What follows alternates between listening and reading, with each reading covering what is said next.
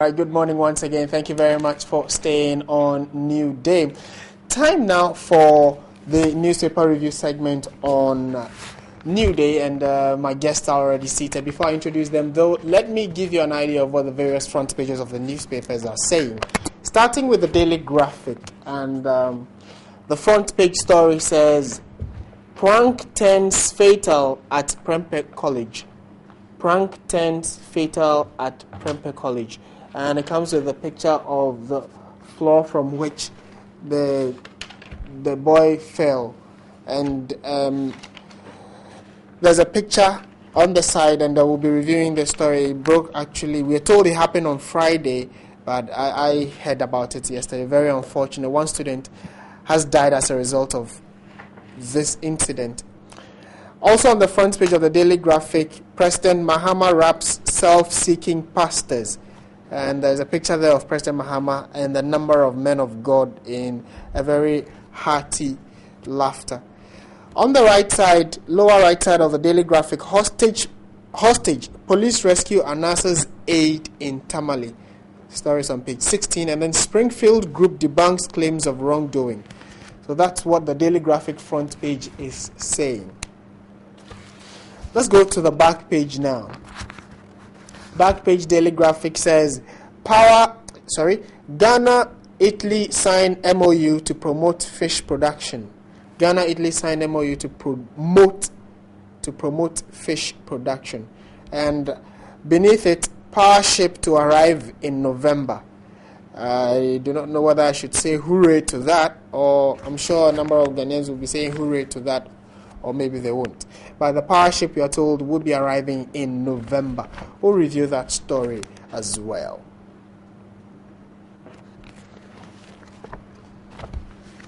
We go to the Daily Guide now. Daily Guide newspaper, front page of the Daily Guide says, Anasa's boy kidnapped over bribe judge. Anasa's boy kidnapped over bribe judge. And at the top part of the paper, it says, stop begging, Nana tells Mahama. Stop begging, Nana tells Mahama. And Springfield Energy to sue 4 newspapers. Springfield Energy to sue 4 newspapers. Let's do the Ghanaian Times now. Ghanaian Times newspaper. Front page story says, Power badge due November. That's the banner headline on the front page of the Ghanaian Times. Power badge due November. Stories on page 4. On top of that, President to inaugurate Juraman Community Senior High School. President to inaugurate Juraman Community Senior High School. And on the left side of the paper, 1 killed in gun battle, 2 feared drowned. And Ghana's capacity to produce HIV drugs at risk. And then also 2 students fall from Prempeh College dorm. And gang attempts to kidnap Anasa's man. That's what the Ghanaian Times front page says. To the back page now. And black princesses edge out Equatorial Guinea. Black princesses edge out Equatorial Guinea. And then also 4 to make Stars debut against Canada's Le Rouge tomorrow. That's the back page of the Ghanaian Times newspaper. The Business and Financial Times. Business and Financial Times front page stories says employers shortchange workers as thousands of pension contributions unpaid. Employers shortchange workers as thousands of pension contributions unpaid. On the right side, industry must reach out to academia, and that's attributed to the Trades and Industry Minister, Echo Spio Garbra. Back page of the BFT. Microsoft wants to build strong education foundation, and enables business launchpad supports entrepreneurs. And then also we have the Ghana Tourism Authority recovers 140,000 Ghana cedis unpaid levy from defaulters. All right, so I think we'll leave it here for now, or let's do maybe the Finder. Finally, the Finder. The Finder newspaper will be our last for this morning. The Finder says, Power badge arrives November 10. the second batch to be upgraded to 400 megawatts. And then also utility providers seek over 220% tariff increase. That's what the finder is saying. And also it says Dan Adams risks losing World Health Organization antiretroviral drug certification. Okay. So I think there's a fair representation of what the various newspapers are saying.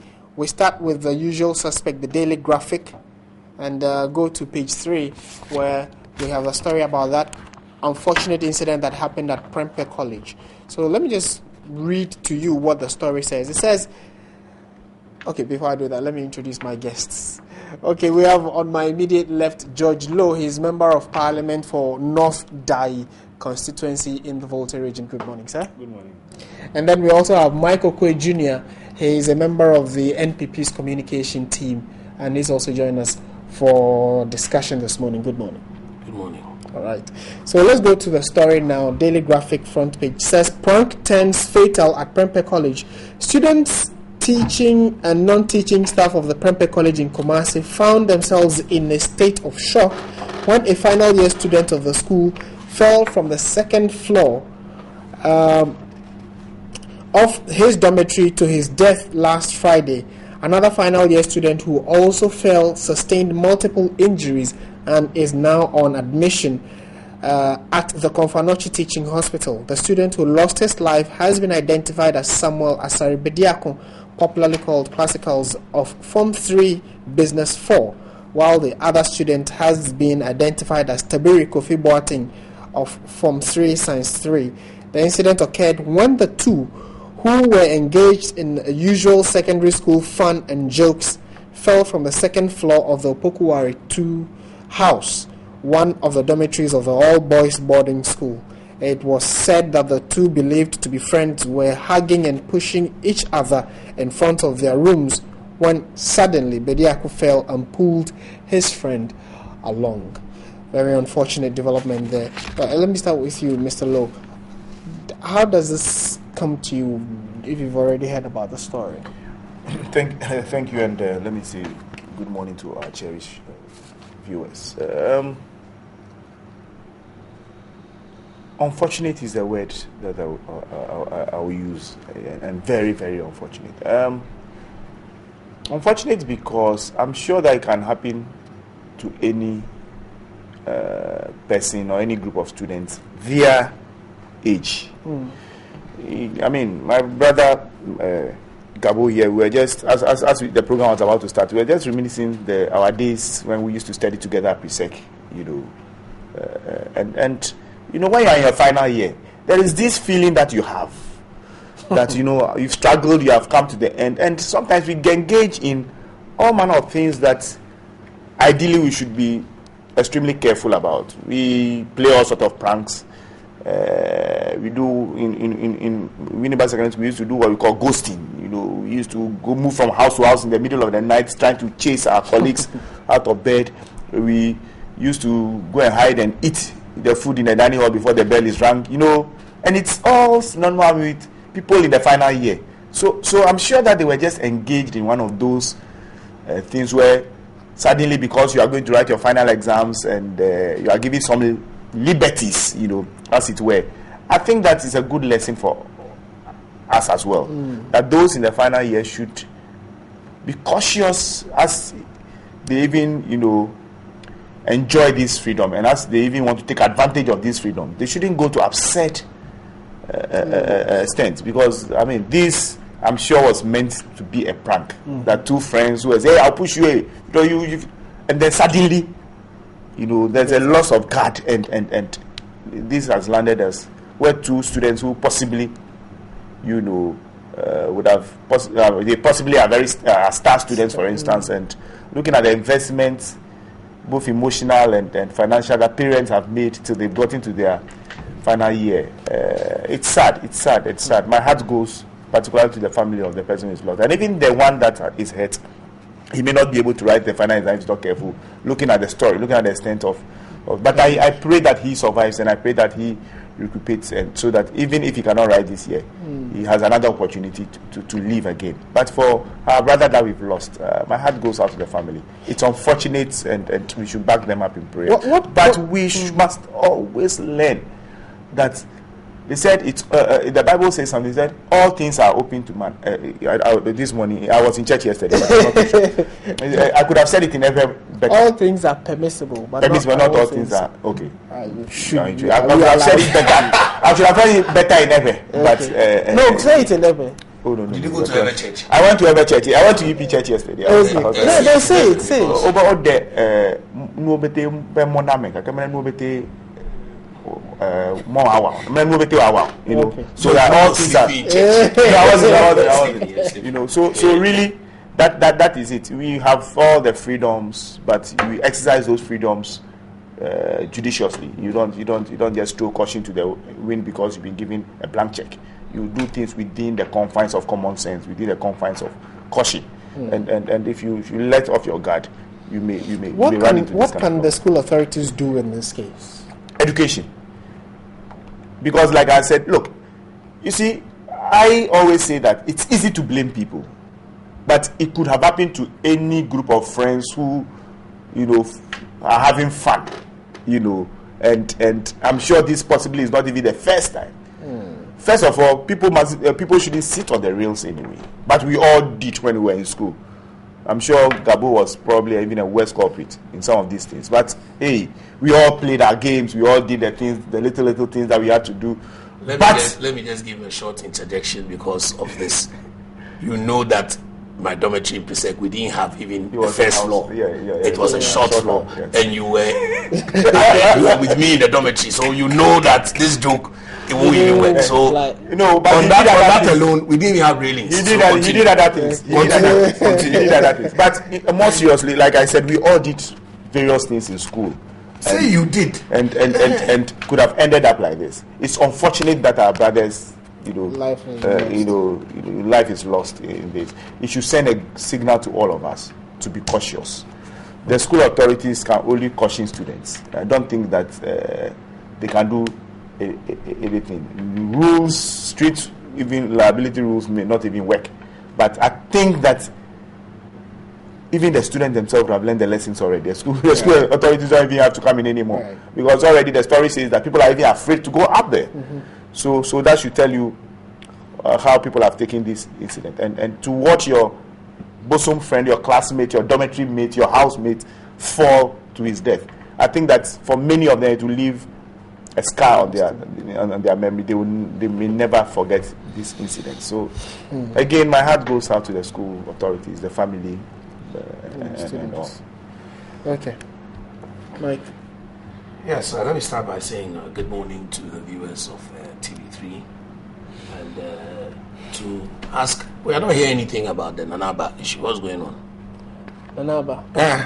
We are not hearing anything what that's going on. I mean, TV3. What would you? The last time I heard, the GIJ or GIBA or both had come to appeal to your board and management and they use the word temper justice with mercy. I don't see where the mercy is anyway. They should look at the justice.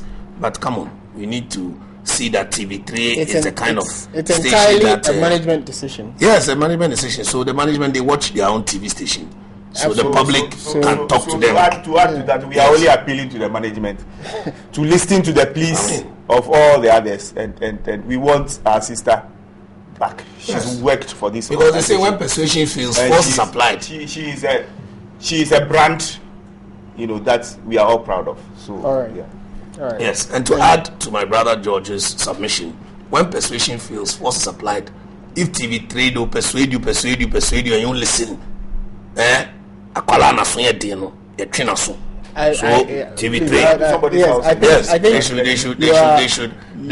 your take commentary is getting out of. Oh no! So let's focus. You see, what I like about these programs is that you are responsible for all that you say yourself. So it's just something that is being said everywhere. So on your own station, if this is a friendly station, you are very charitable. You don't have to even comment because let me just finish So you can tell me to kindly move. But as for the comments here, if you make a comment and I attach with an activity, that won't be good. So anyway, moving on to this very unfortunate Prempeh issue as well. Oh, I don't know how the school has been designed, but it looks as if this may have been the first time this has happened. And to be honest, it is very difficult to deal with such a problem. I think maybe something has to be redesigned, because prevention is better than cure. And where you have boisterous teenagers, we must find some kind of ways to protect them, maybe more so than others. So I don't know what could have just gone wrong for such. And you can see it just happened in a twinkle of an eye. George has summed it very well with the submissions, and I think that first of all, let me say deepest condolences to the parent of the one who's passed, and also sad for the parents whose son has been injured. Words cannot really deal with this kind of tragedy. It is a tragedy of enormous proportions, and I would kindly also ask the school authorities. I think they've also been shocked, so they'll not be able to comment, but to kindly look at doing something about it so that this event is not likely to occur in future. It's very difficult to totally prevent accidents, as we all know, but we have to find a way to minimize the risk, to make sure that the potential of it occurring again is something that would not happen in the near future or even at all. Okay. Let's move on to the other story on the front page of the Daily Graphic, and it says President Mahama wraps self-seeking pastors. The story is on page 32, and so I'm just going to jump there quickly. Okay. Well, I think someone has shifted the pages of the paper. But on page 32 of the graphic, I'm still searching for that because good, found it. All right, the story says President John Dramani Mahama has deplored the attitude of self-aggrandizement among some pastors in the country, saying that attitude defeats their call as men of God. Quote, "Today you see personal aggrandizement in the name of God in the church. This is very sad. If God has given you a gift, He did not give it to you to promote yourself. He gave it to you for the purpose of His work," he stated. The president expressed the concern when he joined the network of ministers of the gospel at the Effiekuma branch of Assemblies of God in Sekendi at the start of the 4-day working tour of the Western and Central region. Okay. Let me start with you, Mike. Is the president's call new, especially when it has to do with those self-seeking men of God or pastors, as we may not want to call them pastors, but they also profess that they are doing the work of God? This is a very sensitive topic because it has to do with religion, and we all know that in the name of religion, the most atrocities are committed in the world, whether it's in the name of Islam and in the name of Christianity. In fact, I was glad when I saw a caption of some so-called Islamic terrorists who have been captured, and when they asked them to recite the Quran, some of them could not even recite it. Obviously, they were not Muslims. They are just a bunch of terrorists who have gone underneath that this thing. For me, it's one of the most exciting days in my life, and it reminded me of all the peace-loving Muslims I've known in this world, and therefore sometimes that attribution has been false. The same thing happens with Christianity. There are a lot of genuine pastors, a lot of men of God who mean well, and who are really dedicated to the cause of serving God. Of course, unfortunately, as is the case with every profession, Anas has just shown us one recently with the judges, but we all know if Anas were to do that with journalists, policemen, so on and so forth, there will be quite a few people who would come short. By the same token, the advice that President Mahama has given, I haven't read the details, but on the face of it is good advice. Because even in the Bible it says that you should not be a person of vanity. You should not be a person of self-proclamation. And in everything, you give the glory to God. But we see in some cases, and in fact, sometimes the members of the church are the worst ones. They tell you that go to this pastor because he has powers. They don't say that because God has a good connection with him and he listens to him and he could help you if God would find favor with you. Because it's always if.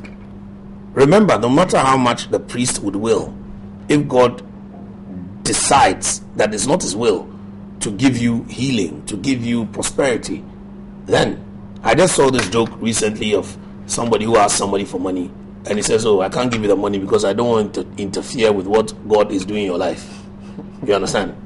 So in a nutshell, I think that the advice that President Mahama has given is very good advice, because we don't want self-seeking pastors who in many cases are just seeking also riches. They are looking for money. They are looking for a certain fame to do mischief. We have seen certain pastors, the kind of behavior. When you see pastors wearing otofista, I can't understand, because a leader does not dress like a follower.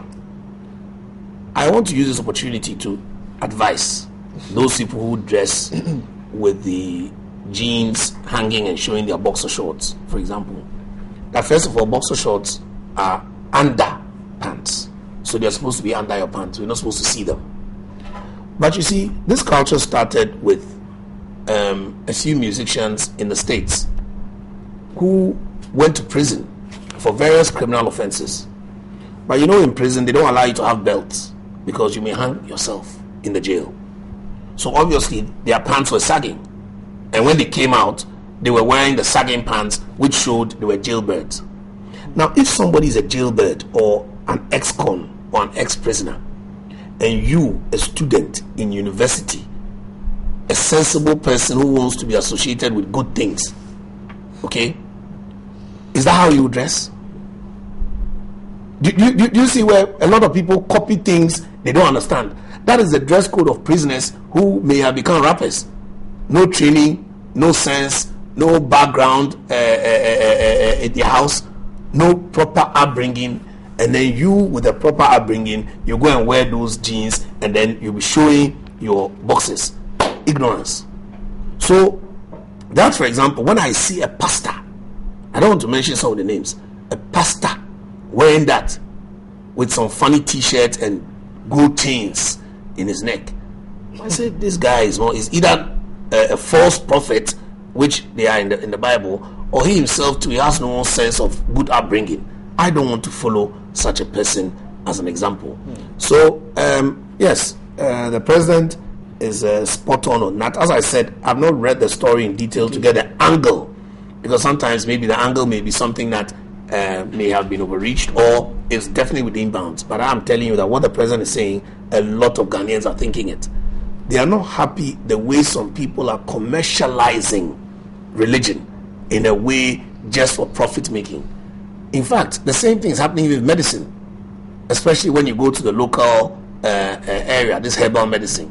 People are commercializing it in a way. You see all these adverts on TV, priests advertising, not for you to be saved and change your way of life, but that when you come to his church, you will prosper, you will get more money, and then they will tell you the cars that I drive. And God, no. Favor is not about the car you drive. Favor is about good health. It's about prosperity. God giving you long life, blessing your children. You understand? So these are things that we need to try and let some of the pastors understand, that the kind of messages that they themselves they are preaching in the churches is rather causing envy, jealousy, all the things that, especially even the 10 commandments we should eschew, they are rather promoting it, because now people are prepared to do what it takes, no matter what it is, to get some money in their pockets.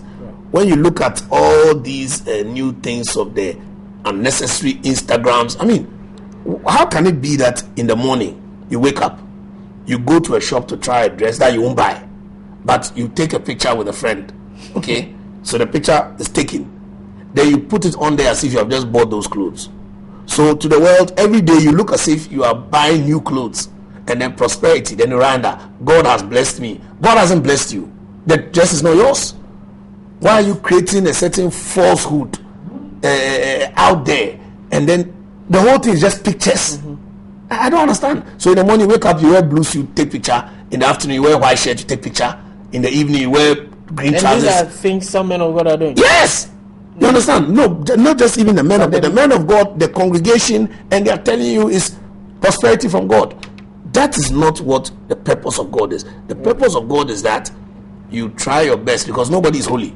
Try your best to live according to God's word, and when you get opportunity, you take somebody to church or preach them to change their behavior, not to be doing this kind of self-seeking thing. So on that score, I totally agree with President We'll Mahama. look at the second leg of this story, which has to do with the president starting a 4-day tour of the Eastern region as part of, ahead of the NDC's November. Western. The Western region. I beg your pardon. So we'll look at that angle of it. But let me. That's a good angle. Then we can add. Yeah, we'll find out from how Rise and Build Tour is also. yes. Well, I let me first congratulate the president on something I've noticed about him in recent time. His dressing. You would have noticed that consistently for several months now, he's always been in one Ghanaian batik or the other. Or Even at tie, now. jacket, and so don't go there. No, fine. Don't go there. Listen, Don't the go president. there. The president is promoting self-seeking pastors. Please, Say the way the president dresses. please, Gabo, please. And I think that he's living the talk of marketing Ghana, and for me that is good. Now, my brother has spoken. Sorry if I refer to him as Gabo, because that I mean we've been childhood friends from time immemorial. So yeah, I think the president has spoken their minds, and he being a reverend minister's son, I'm not surprised that he's gone on the moral tandem this morning. And that is good. He shows that he's a Presbyterian pastor's son, and Presby and discipline and all that. So that's good. But coming to the president's message, I have never understood the way some of us go about Christianity, about religion. Because you see, it's very basic what God wants us to do, and God has spelled out that clearly in the Bible. Today, I am shocked when you meet a brother, a sister, or people who you think should be equally level-headed, and have a Christian or a religious conversation with them. And first and foremost, they are shocked that you even understand the Bible because you don't behave in a certain way. But what shocks me most is every statement is, and my pastor says, and my pastor says, and my pastor said, and Pastor Tisi said, and that's for my pastor. Is your pastor God? That's the first question I ask. Is he God? Because all authority is derived from the Most High. If you're a pastor, from the Bible, we say that he's the ultimate. Every Christian, every pastor works up to God. So if you are beginning to centralize, or you are beginning to make it look like it's your pastor who, as an individual, is able to bless you, is able to give you this and that, then you have a problem. Then you don't even understand what God stands for in our lives. God is central in a Christian's life, and that should be the basis for everything. Now, today, Christianity is no longer the worship of God. Christianity is branding. Christianity is advertising. That is all that we see. How do you mean? Why will somebody advertise that come 7-day wonder miracle performing crusade? How? The people coming. Would it be out of place? It is because the people coming. If the person doesn't even have, the pastor is telling you what you should expect. And I'm saying that, you see, you do not do market. You do not do Christian. You don't market God that way. You understand? Mm-hmm. When you come to God in supplication, and He does His will. Can you explain the supplication? Yes, God. I mean, you come to God asking for a favor and worship. God does His will in our lives. The pastor doesn't do his will. So what I'm saying is that if I tell you that all your financial problems will be resolved, you come and they are not resolved, you rather lose confidence in God. But maybe God has chosen another thing for you, and that is the joke. That's the import of the joke Gabo was giving. Because what's it called? Everybody has a destiny with God, has a personal relationship with God, and God chooses to use you where and how He chooses to use you. It doesn't lie. And look, it's like God has decided that some countries are better than others. So when you want a visa, come, I'll pray for you, you get a visa so that you go. What if God doesn't mean that you should go and operate in America? What if the destiny that God has given you is to change lives of people in Ghana? But how would we know? I'm saying that you wait upon. Listen, you see, we are pretend a pastor. A pastor, you know how the Aquapims call a pastor? Sumfo. Mike, am I right? The what? Sumfo. Like, yeah. And then maybe it has been bastardized to Osofo, but it's really Sumfo. You understand? He is just like a leader who guides you to do things. He doesn't do things for you. A pastor will pray with you, not for you. You understand? A pastor prays with you. He prays together with the congregation. And then God chooses to do His will in the affairs of men.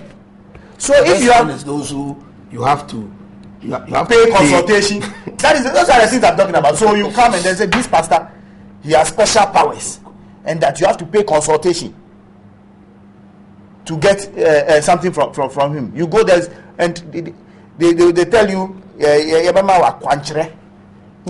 know, and that prayer, okay, even is manifest in if you want a particular kind of man to marry, if you want a particular type of business to do, please. But in our Bible, God didn't work that way. But there are people who believe in these things and it works for them. Please, or you think it doesn't? Please, I am saying that. You see, Gabo said something. For me, the guide is there. Your mentor is Christ. And they say that all of us on daily basis, we strive to be like Him. You don't strive to be like any pastor. You don't strive to be like any other person. You strive to be like Christ if you are really a Christian. You understand? You may have a pastor friend who aids you in prayer and explain the Bible to you because he probably, by training, understands the Bible better. So he leads you to also do some understanding. But I believe that the way that we are going, it is the pastors who are the cause, because we have been made that you cannot be poor when you worship God. But you see, that's what Mike explained. What is poverty? He maybe have fantastic health for the past 1 year. For me, it's a blessing. You prefer that to a car that breaks down every now and then. Sometimes we are being told, you know what? That's what worries me. You are being told that this year is your year of bountiful blessings. So you are made to buy a sticker, and you are made to tell this year you buy a car. The person telling you that this year you buy a car knows very well that you don't have a job.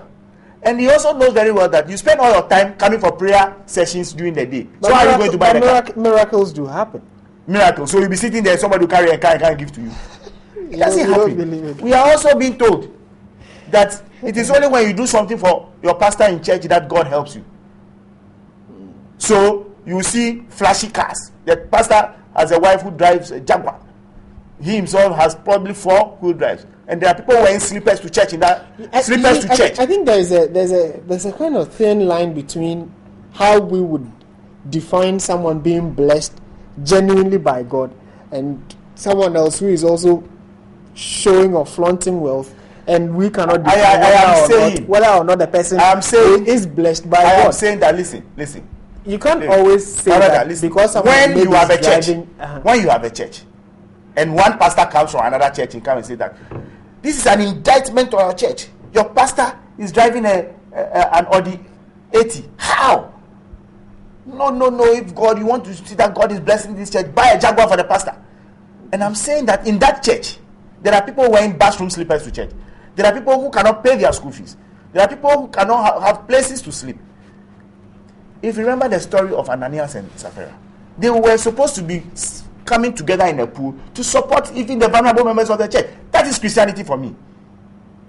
Christianity for me is not that my pastor is growing rich every day and the church members are growing poor, and the church members are coming to going around struggling. The little that they get, they bring it. Let me give you one. I had a long distance cousin who went and helped build a certain church. So he was a GSS student. So anytime they woke up in the morning, they were made to go to the church premises, carry blocks, and do manual work free because they were contributing. When he passed to go to secondary school, the mother didn't have money. So he approached the church and said, "Oh, I've passed, I'm going to secondary school. Can you support?" You know what they were told? They said he should go and bring his tithe card for them to see how much tithe is paid. When they knew that the guy was a GSS guy going to SS, he didn't have a job. So how was he going to pay tithe? And that is the kind of organizations we have, and we name them church. Wait, you said tithe card? Yes. You didn't know subject is tithe card? Hey, people have tithe cards. And you write the amount? Yes, every amount you pay, they put it in there. Okay. So really, I think that the president is spot on. The president's message should go down well with all of us, not only the pastors, to all of us. That, you see, God has already, through the Bible, told us how he must be worshipped. And is your pastor supposed to know how much tithe you're paying? Master, you have look. Some people have computerized. Some churches have computerized the. In fact, I hear some churches even take the tithe from controller, accountant general. I mean, this can be. But when your salary hits, the church tithe is taken out first before. Automatic. Yeah, automatic. I am not saying that don't pay tithe, but I'm saying that, you see, Jesus said. No, I must say that for me, yeah, in the months that I've paid my tithes between me and God faithfully, he has really blessed me. Yeah. But that is between me and God. Yes. My pastor has never asked me, Pastor J has never asked me how much tithe did you pay and to compute. No. Yeah. Are you sure? I'm telling you, Gabo, I'm telling you. I wouldn't. So I wouldn't doubt. Christ himself says that offering. we put weight on we leave the weightier matters of salvation and we concentrate on time. Go and read this. I mean, I don't keep these things in my head, but I like to spend a bit of time on the Bible. So we should just take this in good faith, and I believe that all pastors, true loving pastors, should help. And this is not the first time. You remember that, was it Pastor Benny Hinn when he came to Ghana some time ago? I think he was in Tema. He criticized the way our pastors led their lives. Because it looks like anybody who sets up a church in this country suddenly become rich. Quickly. Rich. Let me something that we need to I met this young man in Clapham, in England, and we're talking. And he said, he's heard that opening a church in Ghana makes you very rich. And so what he's bought now is he's bought the piano, he's bought the guitar, he's just left with the drums, and his brother has told him that there's this area in Lashibi where he can get some small plot. So as soon as he gets the drums, he's going to Ghana to go and open the church. The guy never told us anything about how he wants to lead people to Christ, how he thinks that some people need salvation, they need compassion. All he was saying was the wealth. So such a guy, when he has tithe card, as for this one, the viewers have to send in text because I don't think it can happen. Tithe cards, yeah. Go and investigate. All right, we the time left for us, we have about 7 major issues we want to talk about. We want to talk about the Rise and Build tour, and then the President Mahama's starting his tour in the western and central regions.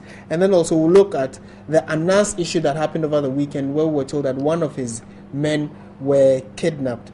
And also the fact that the power badges are due in November, and other issues that are arising. So if we can just, not spend so much time on these major topics. Let me start with you, Mike. How far has Nana's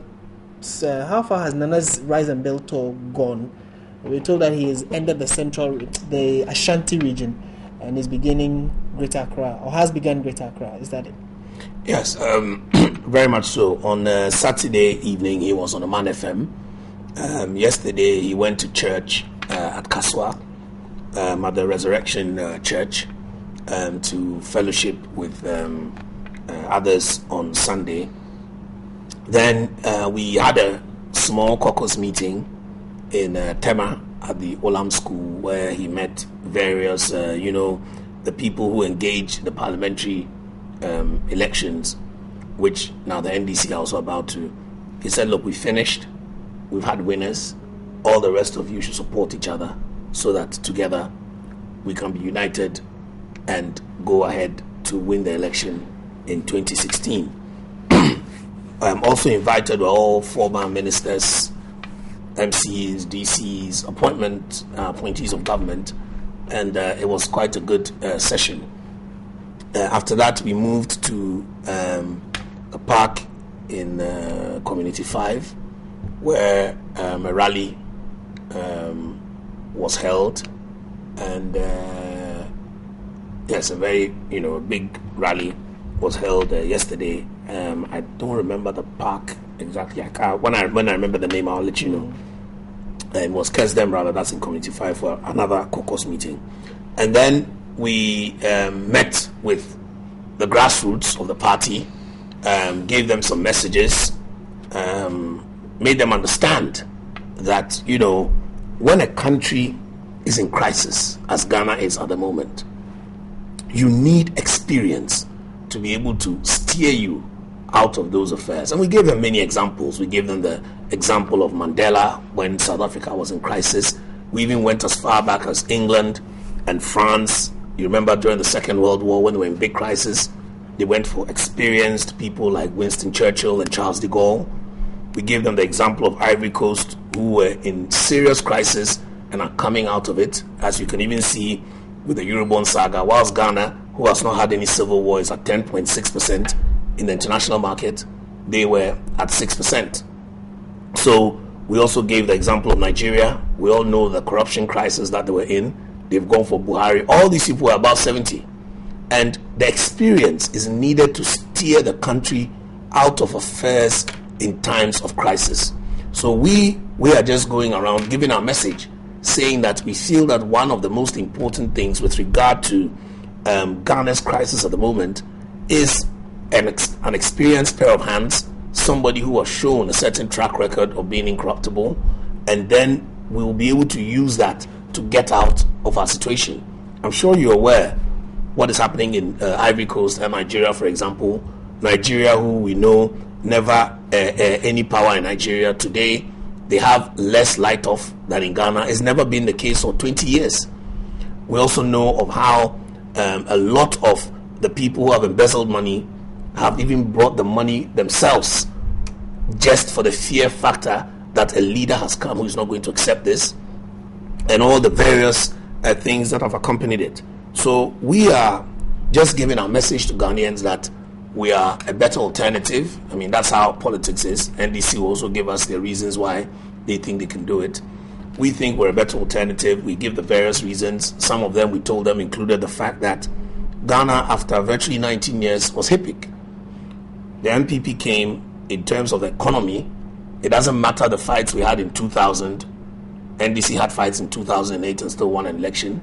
There are some problems in the party, yes, but when it comes to performance, people who can deliver to get the country out of a certain situation or position. The NPP has shown that when we came for 8 years, we moved from the HIPIC bar to lower middle income.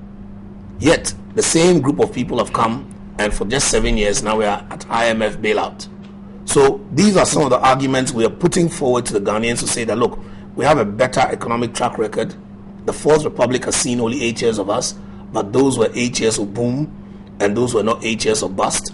And we compare to make an argument that, oh, we're a better alternative. No insults, no calling anybody names, nothing like that.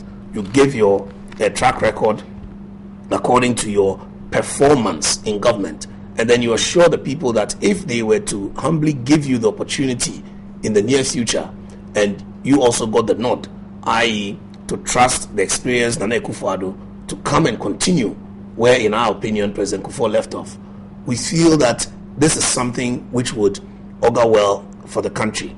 Another thing that we also stated was the Eurobond matter. We made this clear to the populace that, look, we went for Eurobond at a time Ghana didn't even have oil, and yet we got 750 million. We used 595 for various projects, which we all know has been listed. The names are ECG, VRA, road infrastructure, and so on. And this was also verified by the then Minister of Finance, Dr. Dufo. You know, when the NDC went to the IMF and the World Bank in 2009, they listed everything, and there was a balance that had been left over after the 595 million had been spent. Now we have a situation where when you tell the government, and I remember Dr. Baumia making this very clear, that we want to know the breakdown of what you have used the first and the second Eurobond for. No reply. We're rather told, oh, and this has not happened, and that third one. I'm happy that Mr. George Lowe is here today, that if he could give us, for example, some of the figures I will give. VRA, 286 million, MPP spent. ECG, 134 million. BUIDAM, 54 million. And we all know that and these in terms are dollar of quotations. Yes, dollar. And you know the government's equity in the West Africa gas pipeline, 31 million. Road infrastructure, we had 90 million in that. These are not just documented. These have also been repeated by the present government, who had those figures to go to the World Bank. We don't know the kind of proportions that our money has been used for, and we're now on the third Eurobond. We as a country, we have a right to ask these questions and to get answers from the government in power. Because just as my brother said, Osumfo, when you are elected by the people, then your job is to serve the people in a certain way. And that's why sometimes when I see the haughtiness of some of our leaders, including, as we said, the pastors, they forget how Jesus washed his disciples' feet as a symbol of showing that even though I'm a leader, I'm prepared to serve you in certain areas. So that is what the Rise and Build tour is all about. Also instrumental in the next message was the issue of the country's cocoa sector. Oh yes, I mean that is the biggest the biggest travesty, you know, especially at the time where we should be increasing our yield, because there are certain things that need to be put in place. And in fact, one of the things we have complained about is the fact that we feel that the cocoa spraying policy has not been well taken care of. We feel that the way that it's been handled, where the country was moving at a certain steady rate, by the time we handed over, we handed 750 million. That's coming from 350 million. And then we also said that within 2 years, because you know cocoa tree doesn't grow in one day, within 2 years, a certain yield was going to bring 1 million. By the grace of God, NDC stuck to it, and the 1 million came. And yet after that, they should have then put in place certain measures that would make it go even further, because you know the Ghana beans, it has a premium. The premium of the Ghanaian cocoa is more than even that of Brazil or anywhere else. So if we could even produce more, and then with the added premium, we'll be able to get a lot of revenue that we can use instead of always relying on loans to service loans and so on and so forth. So this is also a very important part of our message, and we want to humbly appeal to Ghanaians that we have a track record that shows. Sometimes, you know, some of it can be people want to argue. No, we want to go on a factual basis that our track record shows that when we come in, will be able to move Ghana from a lower base into a better area. So if Ghanaians want that for their family, then they should consider the MPP as the better alternative come the 2016 election. Okay. Today he's also going to be doing a few more consultations in that area, and we would also bring out the rest of the information as it comes in. And your take on the president also starting his 4-day working visit. We are told it's also part of it's a mini campaign of a sort, because NDC is going to be electing its parliamentary candidate and also probably acclaim the president to lead them again in 4 years. So he's also going to use that as a campaign, a mini campaign. I think that it's very good that the president will go around before these things happen, because usually what happens is there could be some people, especially I like one thing that the NDC have done, the way they've punished those who went independent. I think it's a very good step in the right direction. You know, politics is about collective responsibility. There are certain times that decisions will be made where, with our individualistic behavior or manners, you may not like it. But if you decide to be part of a group, then you have to accept it, because maybe that's where the majority is thinking. Then next time you will be part of the majority and the rest will accept. But if you, as soon as you don't agree with something, you decide that you're going to go out, so next time somebody else doesn't agree, should he also go out? What will be left? But Nothing. What if the majority is wrong? So well, that's part of collective responsibility. So if you want to become individualistic, then you stay individualistic. Okay. So I think President John Mahama is also going to go around to remind the MPs that they need unity, that they need to come together. I mean, every political party, we've had some of the various problems with the NDC in certain area, and you know, some arguments, some fights, some violence, whatever. But it doesn't mean that the president shouldn't go around and talk to people and to explain to them the basis of his vision and the kind of people he would want to work with. So if you want to become an MP, as far as he's concerned, you must conduct yourself in a certain respectful manner, obviously above reproach, so that whoever wins, you support. Not that as for you, if you win, you want people to support you, but if you lose, you won't support. So I'm sure his movement in that direction is right. And also, yes, use the opportunity to campaign a bit. I mean, as we said, we are doing the same. Also take out his message. We will counter each other from time to time. But I watched a CNN yesterday for about an hour, and I saw the way the Republican guy and the Democratic guy were talking on facts, no insults of the other person and all of that. And I can see that Ghana, we're going to get there, because if our president too is also going, you're doing your Rise and Build tour, he's also doing his 4-day tour. Nothing wrong with that. You give your message, we give our message, then the Ghanaians will say, okay, I like this message better, so we are going to go for that. And I think it's a good plan. I wish him the best of luck. Right. And may the best man win in 2016. Fantastic words coming from you there.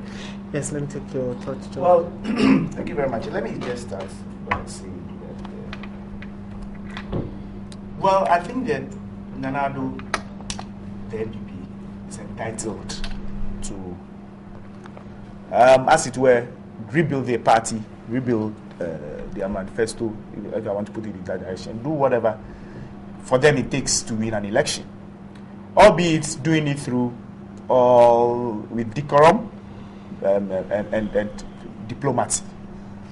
So far, yes, there have been few skirmishes here and there where things have been said and that the other side had to come and debunk. But generally, I think that they've been allowed to do it the way they want. I have questions that trigger our mind from time to time when I do these things. Rise and Build. What are we building? Are we building our party? Is that the call or what?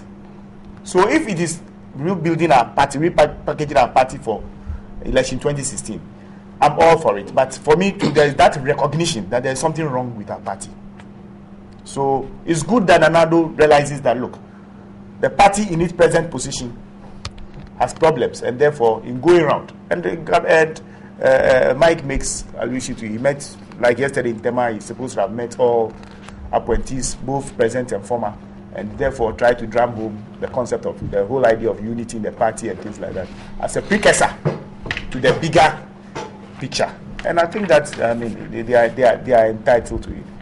I hope that, as my brother assures us, this will be done within the tenets of democracy, and that there will be they will stick to facts, they will stick to figures, and they will do it in such a way that both locally and internationally Ghana would be the better for it.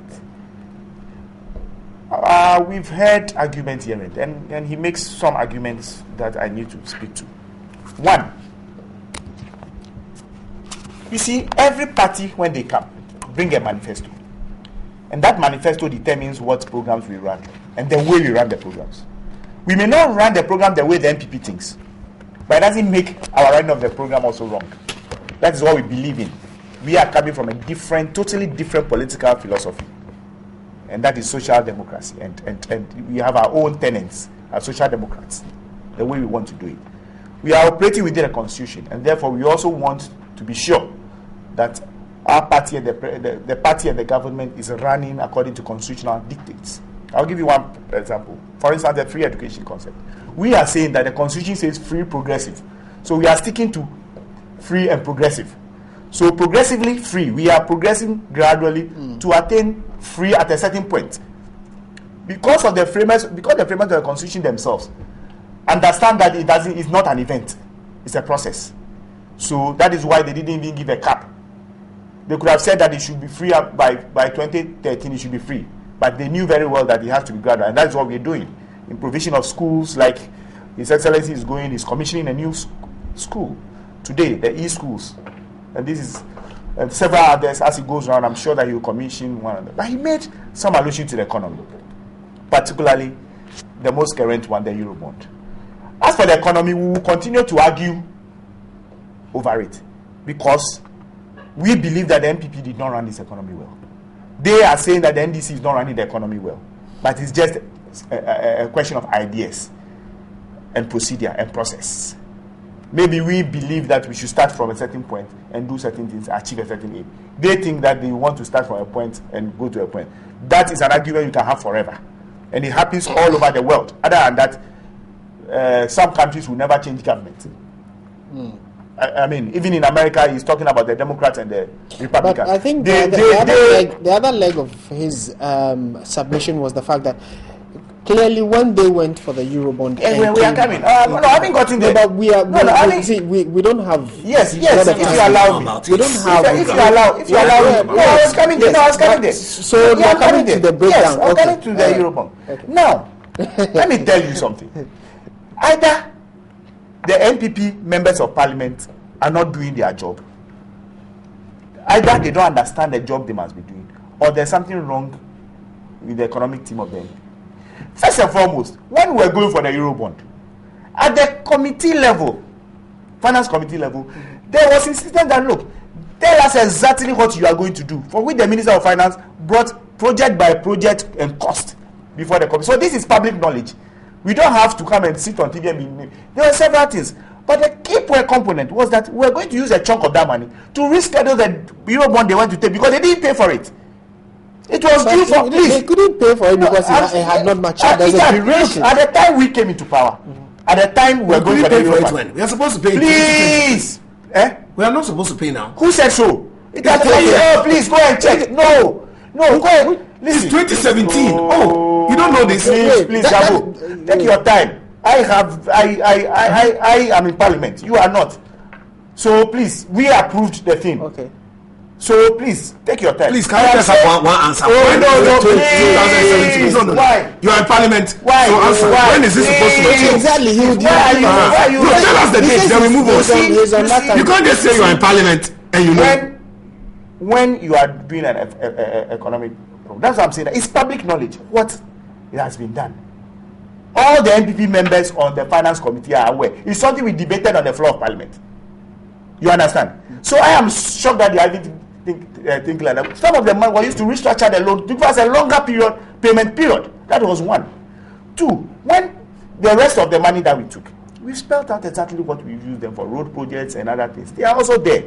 If you see the document, the Eurobond document, there is an extract that spells out exactly what that is. But it's supposed to be what has been used for. You told us. In 2007, when we went for our first Eurobond, it was supposed to take a 10-year span. And when we are supposed to mature, it is not about maturing. You see, it's not about maturing. There are economic engineering all over the place. The Minister of Finance says that, look, if we don't restructure the loan to give us a longer repayment process, by the time we get there, we will not have enough money to service. So we actually use some, and you can pay loans up front and do restructuring. So what is wrong with that? So that is one. You understand? So would you be able to help us understand? I am saying how that. Much listen, this is a bulky document, so I am not able to give you the very fine details. I am telling you that this is what has happened. Gabo can go and check and come back and say, indeed, I'm lying. Please, my point, let me just say once more. My point is not what you said you were going to use the money for. My point is what you have used the money for. Give us that list. But you see, you can say you're going to use the money. Very funny. Anyway. You know what is very funny? Anyway. You know what is very funny? He said that when we were going for the Eurobond, we were able to take their figures to the World Bank. Of what you have spent. But you are not telling us what you have spent. Take your time. But we are asked what you spent, not what you have spent. No, please, let's go. Okay, I won't go there, but don't change the argument. I am saying that. So you think that when we were going for Eurobond, we didn't take our figures? You did. Are you saying that we didn't take? Are you saying that we didn't take? And the people who we took them to the World Bank and IMF and others, they are such dances that they won't come and verify the things we use our money for. Please, let's get serious with these things. I am saying that to the extent that they will even look. This last one, do you know that the World Bank actually, for the first time, underwrote this Eurobond that we go for? It tells you the confidence they have. Otherwise the world won't have confidence in you. You understand?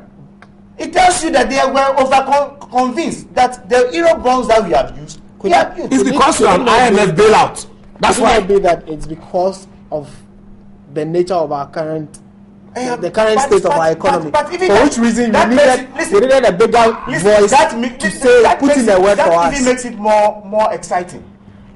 Because if I came to you to guarantee something for me, and you don't know that I'm credible, will you guarantee it? But over the years, we've gone with. I am saying that to the extent that we are going, and they are saying that give us policy credibility.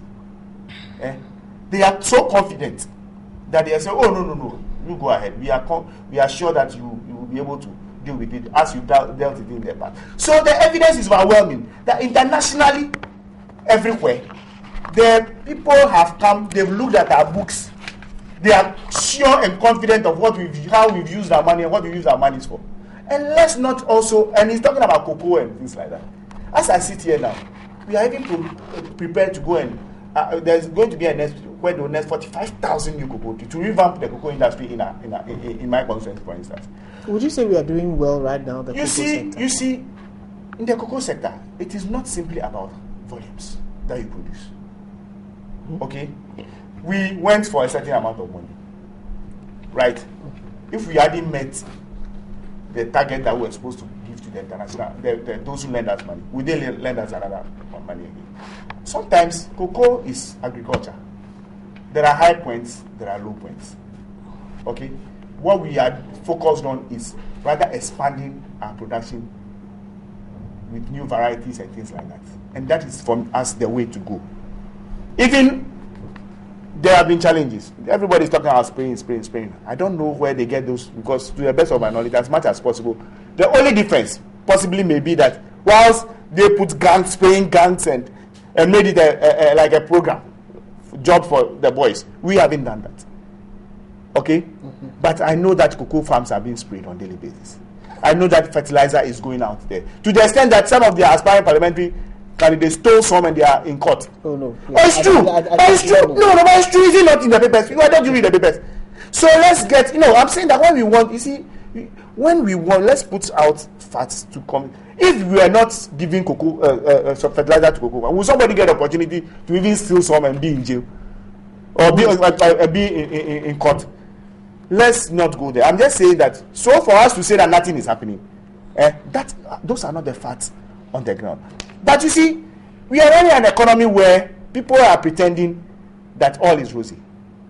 particularly, they keep quiet on the real challenges of the economy.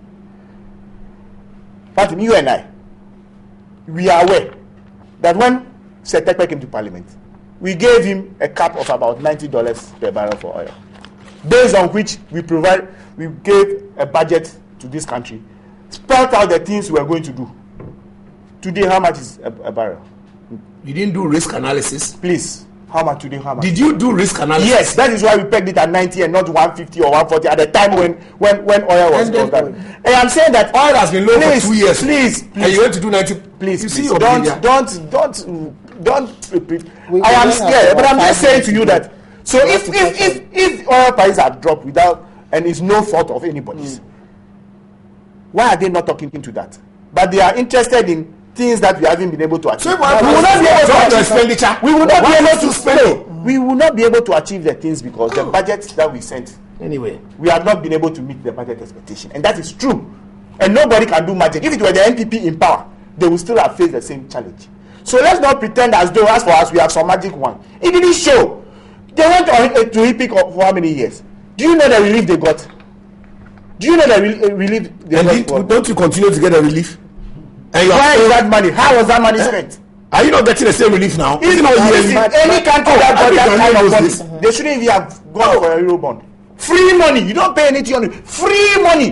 What did they do? They cut it like cake and shared it among themselves. But That's evidence of that. But you are in power now. So is that money, has it ceased coming in? Oh, it comes every year. Up to now. And then what are we using it for? We as in, what is the current administration why we use it for various projects? Even MPs. But they would also be able to use that. We are saying that the evidence we have is that the chunk of that money has not been accounted for. So let's not go there. All right. Let's get serious. You didn't talk about the president. The president is going unopposed. He has no message. So the president is going unopposed. That is the first underlying point. What he's doing is that he's touching base to energize the party as they are doing. And at any place, he takes advantage to meet his party people. And we talk party matters. It's a family matter. Okay. When he finishes, he does his national duty as president of the Republic of Ghana. So the president doesn't really have to go to every nook and cranny to go with the MPs as far as we are campaigning. You can choke up a drink. Yeah. Yes, on a regional basis, he's trying to do it, and as he goes along, there are projects that he's commissioning. So we just have a minute. Martin, just power budgets. Okay. On the power budgets. Yes. We are told that barring any last minute, I'm reading the Finder. I think the Finder has an extra information that interests you because there's no time. Let's say it's coming in November 2020. Yes, but then they are saying that they are because they are saying that that's all. The second badge government has also instructed Power to increase the capacity of the second badge from the initial 225 megawatts to 400 megawatts, which means that we're going to have a lot more power than expected. My brother, first of all, I want to use my time to tell my brother something. Is it something? Oh yes, fiscal policy means that. Fiscal policy means that when your oil revenue has been cut from $90 to $50, your presidency does not overspend this budget by 150%. So they should learn that. If they learn it, that cut of revenue, cut of expenditure, they won't be in this situation. 2, as for HIPIC, it comes every year. It's been divided every year, same amount debt relief. And you have been getting that same amount debt relief for 7 years, and you are complaining. You rather thank MPP for negotiating that for you. 3, that MP is mentioning the name that they say fertilizer. What's his name? You come and conjure stories here. Aspirant. What's his name? What's his name? Please. This is conjecture. Look at this. It's not true. Until he can bring the name, it's never true. And in any case, you know why somebody will go and steal fertilizer? Because it's not being given it. Maybe that's why I went to look for some. In any case, no, I don't. I said worst case, even if. Now, these badges, November 20. Oh, please, we are tired. You remember before April, then to June, July, then June, July. Then you remember all the journalists in Ghana. They took them to Turkey. They went to eat nice food, everything. You know, they ate shawarma, all that, to tell them that when they are coming, you should come and tell them that is coming end of August. Then to September, now November. You see, You see, they are just doing kwani with Ghanaians. Today, they'll do kwani, then tomorrow morning. You see this behavior, NDC, let me tell you something. Ghanaians have seen you, and they are fed up. Why are you not telling us November? No, my brother, they mentioned November. Well, but no. Due to wait. But now, wait. It doesn't matter that this is the first time they are mentioning November or the second time. What I'm saying is that they told us I was coming April. Did it come? No. Then they told us June, July. They have a way of doing it. June, July. So the June didn't come, the July didn't come. Then they said August. When we pinned them down, they said August, September. So they tried to make it kumsa. It didn't come. No, but now November. All I'm trying to say is that they keep shifting the goalposts. November when till Jesus Christ comes, whenever the thing is never coming. All I'm saying to NDC is that look, as for you, when you came to power, your first 3 to 4 years there was no Dumso, and Dumso has existed under you for these 3 years. Everybody can see your feelings in managing the economy. The bottom line is simple. The revenue that they are supposed to be buying crude with, they are using it for Jida, Sada, tomorrow a confirmed chopping, tomorrow tree planting chopping, that kind of behavior. We are just trying to tell them that this power badge issue, the president should not go around, as you could see recently, he was doing on his tour, begging people. Nanado said it. Begging investors to come here. No. If you want investors in your country, please take this to Flagstaff House. 1, the simple things you need to do. Your currency, manage it better. Very important. 2, your interest rate, manage it better. 3, and most important, also that one is free. Because even President John Mahama promised that in September 2012. But he was never able to do it because you know what happened in 2012 December. Fiscal policy. You need to control your expenditure. The chop is too much. When you have small money that is supposed to spread on all Ghanaians, you don't put it into your main kitty, spend the money anyhow. Look, how can you say that you have taken money to go and plant trees? And then when the report came, where are the trees? Oh, because of the season that the trees were planted, the trees, you can't show any trees. When we all know that now, you have a moisture plantation where you can even let moisture to be released in plants for 5 years. NDC didn't know this. They went and spent 34 million of our money so I think on the desert. What kind of behavior is this? Let me bring in, I'm always excited when I hear these kind of things from my opponents. At least talk about the badge. At least we have the evidence. The Greening Ghana initiative and the Ghana at 50.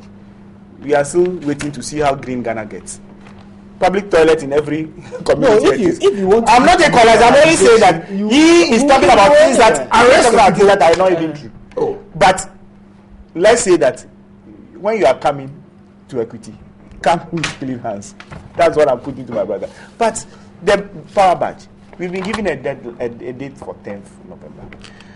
For me, the good news. What happened to the September date? What happened? The good news is that we are even getting a booster when the second one comes from 225 to 400. It tells you that government is focused on resolving the power issue. And for me, that is the most important thing. Okay. It is not about somebody has given me a date. We live in times of challenges. And for somebody to tell you that 10th November to arrive, possibly because they've calculated the time that the ship is moving and it's getting here.